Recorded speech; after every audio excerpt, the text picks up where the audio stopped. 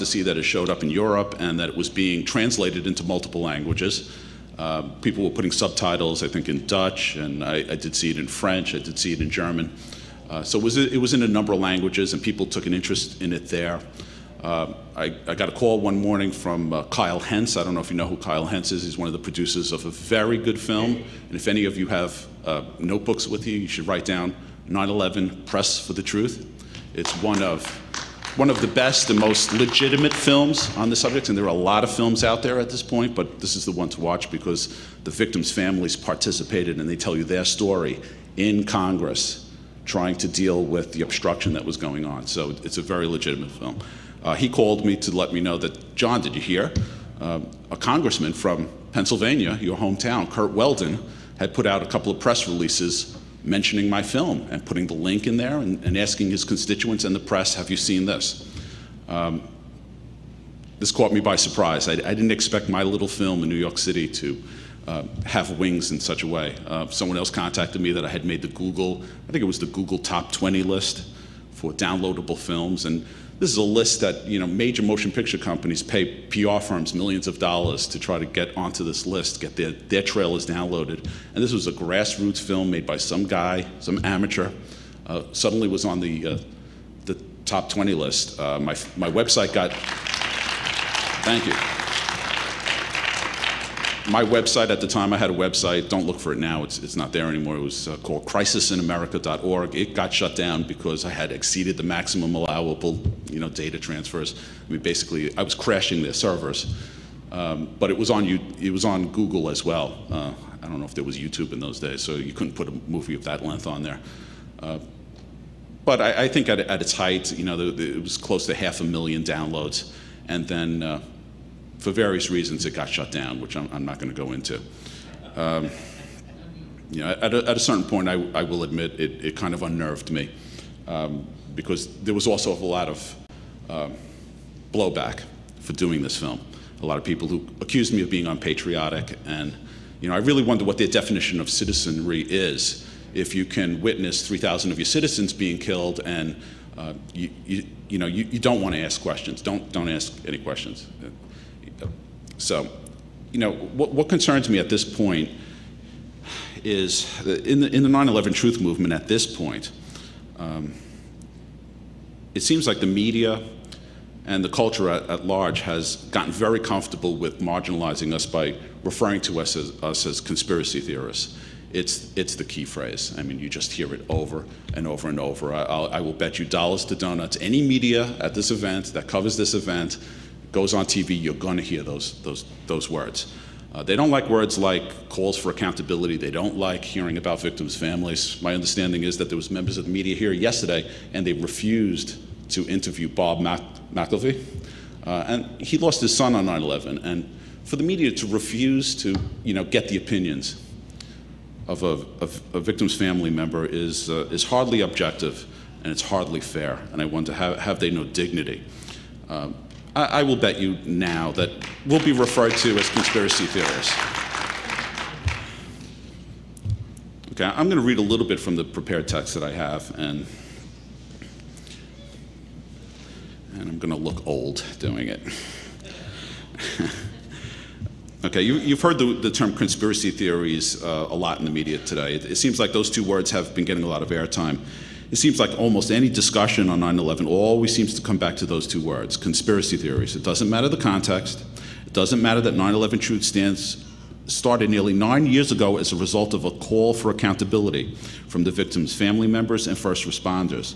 It appears that it's much easier to accuse the 9/11 Truth movement of being conspiracy theorists than to clarify the historical record. Let me repeat those words. Clarifying the historical record. Okay, that's what we're looking for here. No theories. Why is that concept so hard to understand? Because despite all the songs and dance and disruption and disinformation and misinformation and smear campaigns and attacks and hit pieces in the media, 9/11 Truth still stands for accountability. Accountability for the victims' family members, accountability for the first responders, and accountability for the citizens of this country. Yeah. They have a right to know what happened.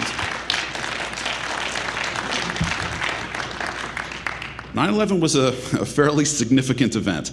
Approximately 3,000 people died in the worst terrorist attack in the history of the United States. Do our critics expect Americans to not have questions? Do our critics expect us to not demand accountability? I'm directing these comments directly to our critics. I am directing these questions directly to the media who may or may not be in attendance tonight, but I understand this is being videotaped. And, I'm not one to preach to the choir. I know I have an audience here that is sensitive to our cause, but I would direct these comments to the media themselves and ask them to really soul search and really be honest with themselves regarding some of the issues that we're going to be talking about today. I have to ask the opposing question: what would it be like to live in a country where 3,000 citizens are murdered in cold blood right before our eyes and no one dares ask any questions? That's a scary thought, isn't it? 3,000 murders and none of our journalists even ask the most fundamental questions? That's frightening. Not every question can be labeled as the product of conspiracy theories. There are some legitimate fundamental questions, aren't there? To any journalists who may be in the room, there are legitimate questions, aren't there? You will allow for that much. 3,000 people murdered in the worst terrorist attack in the history of the United States. There must be at least a few questions that stimulate your journalistic juices. How about this one? Where were our air defenses? 40 minutes after the towers were hit in New York City, a commercially hijacked jet flew into Washington, D.C., arguably the most secure airspace in the world, and hit the Pentagon, the heart of our military-industrial complex. Not a single jet was scrambled to intercept that plane. 40 minutes after we knew we were under attack. 40 minutes after the president was told the nation is under attack. No jets in Washington, D.C., no jets from Andrews Air Force Base, just a few miles away from the Pentagon.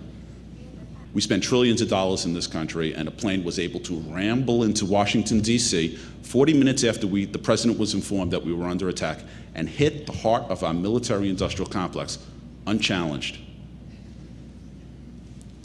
Scrambling jets is a fairly routine thing. Yet on that day, not a single jet was scrambled to defend our nation's capital. Before 9/11, fighter jets were scrambled on a fairly routine basis, a standard protocol as part of drills, almost daily drills.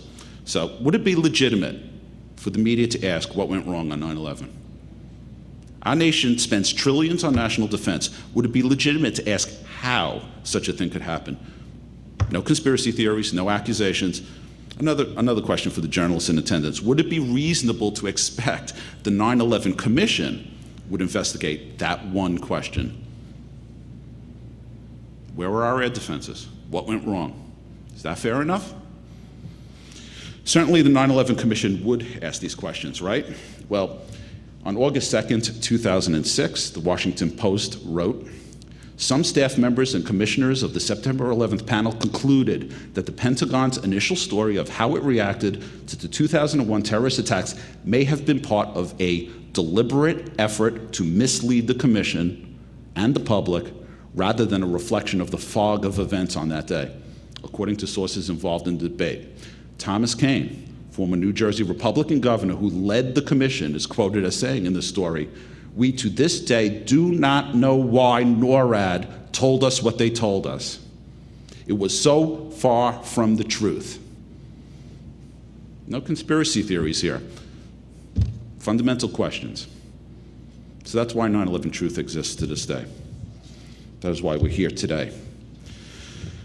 Would the journalists among us concede that we have a right to know the truth? Do we, as citizens of America, do we have a right to? Maybe you don't think we have a right to know. Maybe you think during a time of war we should just shut up and not ask any questions.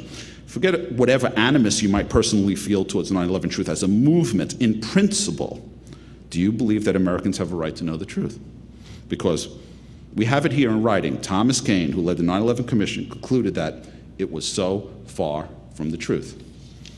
The article goes on to say, "I was shocked at how different the truth was from the way it was described," said John Farmer. He's a New Jersey Attorney General who led the staff inquiry into the events of September 11th. He led the inquiry. The tapes told a radically different story from what had been told to us in the public for 2 years. This is not spin. This is just not true. Us in the public for 2 years. This is not spin. This is just not true. So that's why we're here today. And any journalist worth his salt with even an ounce of integrity will stand up and join us